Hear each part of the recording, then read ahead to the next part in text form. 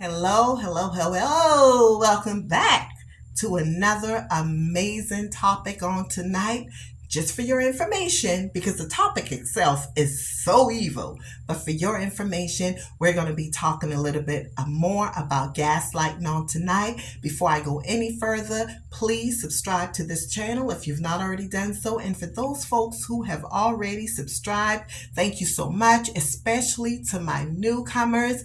Yay, I appreciate you so much.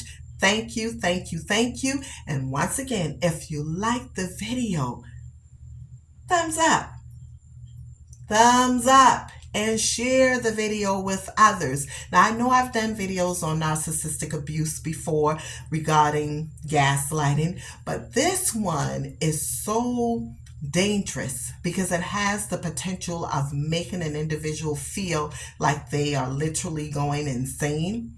So I like to make sure that I give as much information on it as I possibly can because we're forever learning new information. There's more information to be gained all of the times, and sometimes we have to rehearse it a multitude of times so that people could really literally get it because it's just that serious. Now, I wrote some information down because I wanted to make sure tonight I did not miss out anything. And normally I freestyle, but tonight I wrote some stuff down intentionally so that I will not forget what I wanted to say. So this is going to be part one of I know for sure two, a part two, and maybe perhaps a part three. So let's dive on in on gaslighting. So the first one, impulsive denial. And this is a situation where the narcissist will literally make you feel like you are 100%, 10,000% wrong, even when you have the proof in your hands and you're showing it as clearly as I'm showing this piece of paper. You're showing them the proof and they're telling you that that is not the case. What you're seeing with your own eyes is not the case. I mean, they literally do that. Does it sound crazy or what? It does. But they do it all of the time. And all of the times. And that in itself has the potential of destabilizing an individual. My paper is blowing away. That has the capability of destabilizing a person if you're not listening to this type of information, if you're not gaining knowledge on it, or if you know of an individual who is in a situation like this and you don't know of what we're sharing. This could be helpful for you to help someone else or even perhaps help yourself. Now, here's the thing. You would never win an argument when they are at that point to where they're trying to make you feel as if what you're saying is untrue. They would either distort the truth. They would get you into, just say, for example, you caught them up with another man or another woman, and they're like, you're worrying about the wrong things. Why don't you focus on us? And then you find yourself arguing with them about the time you're spending with them or the time you're not spending with them and the things that the two of you are not doing together. So your whole attention has been taken away from what you've just shown them onto the two of you and what's going on in your relationship with each other. And that in itself was just a way to get you off of their backs, is to divert it and shift it on you somehow. And it generally works. But in a situation like that, you've got to stay true to what you know. Let me use this for an analogy. Let's just say you're with this narcissist. You're driving down the highway and they're going 80 miles an hour, maybe in the 50-hour zone and 50 mile zone. And you're saying, slow down. You're going 80 and it's only 50 miles. The speed limit is only 50. And they're like, I'm not speeding. And I mean, you're literally looking at the needle and you could see it that they're going 80 miles an hour. And they're looking at it right along with you, but they're telling you that's not the case. So what do you do in a situation like that? You have to know that you know, and you let them know that you're not crazy. But to diffuse the situation so that you won't put yourself in danger in a situation like that in a car, okay, I'll let you have that. You said you're not speeding, but I know what I just saw. But we're going to let it go because it's not the best idea for you and I to be arguing about the speed limit while you're driving, and that could potentially hurt me. We're going to let it go just like that and say no more about it. But you would have let them know that I know what I just saw. That in itself will drive them absolutely crazy because see what they thought they were able to do, they weren't. And they get a huge kick out of thinking and feeling like they've gotten one up on you. It's sad to say, but they honestly do feel this way. Now, the second after the impulsive denial I wrote down is the dedicated dishonesty. And that's deliberately telling you a lie. That's deliberately telling you a lie. Nothing has happened. Nothing has triggered it.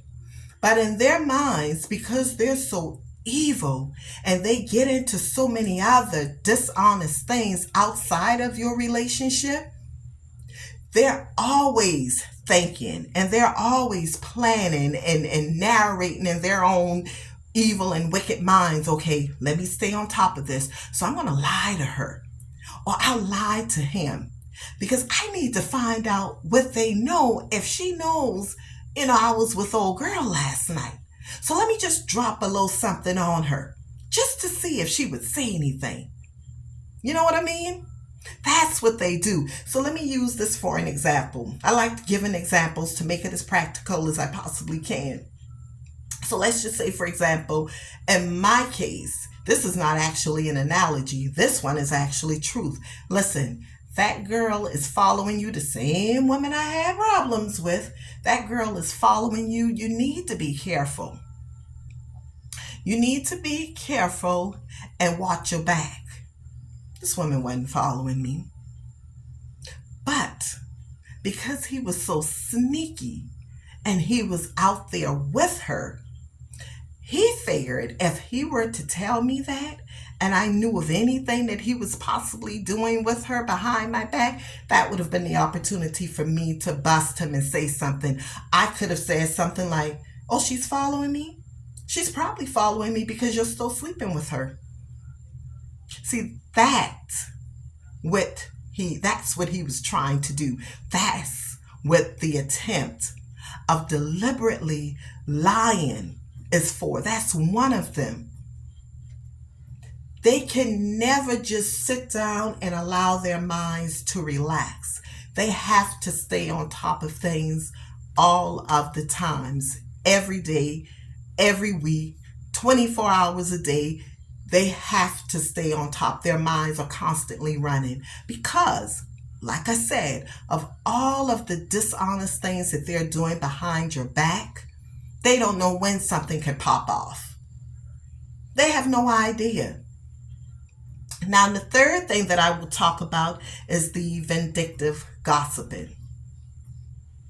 The vindictive gossiping is basically essentially when they're spreading lies about you. And it could be with a person who is a huge supporter of you, your support system, someone that you may be able to go to encourage you when you're going through situations. And they know this. And they know and understand how they're treating you. So they're going to try to pull you away from your support system by simply telling you, oh, this person was talking mad stuff about you. Now you're thinking in your mind, this is my support team. And they were talking about me like this. I don't need to be nowhere around them. Let me just pull myself away from them. That's what the vindictive gossiping is all about. It's to pull you away from your support system. And it's also to pull you away from that individual that they know that has the potential to share information with you regarding what they are doing because they know them just that well. And that's basically what happened to me. Anyone in his family that I got close to or appeared to like me, he had some way of telling me, this person talked about you. This person don't like you. It was always something. I'd go around the folks one time and they would love me, enjoy being around me. And then all of a sudden, the next time I saw them again, it was like people didn't want to have anything to do with me. But they all knew of what he was doing. But he needed to keep me away from all of that. So he would deliberately gossip. And that's what they do.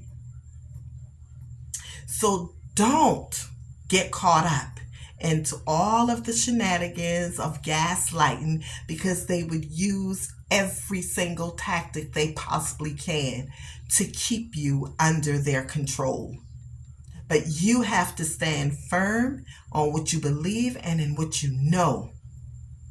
And you have to know the folks that are around you. And if you have a support system that you've known for a long time and you know them and they know you well enough and you know them well enough to know that they would never do anything like that to you, especially with the person you may have just met and you've introduced them to him or her, you have to be able to talk this thing out with them and confront it head on. Because you could potentially be letting great people leave out of your life because of what this one person is trying to do. And it's only for their selfish needs and desires. It's shameful, but being in a relationship with a narcissistic person have messed up many relationships that people have had with others just because of being involved with this individual.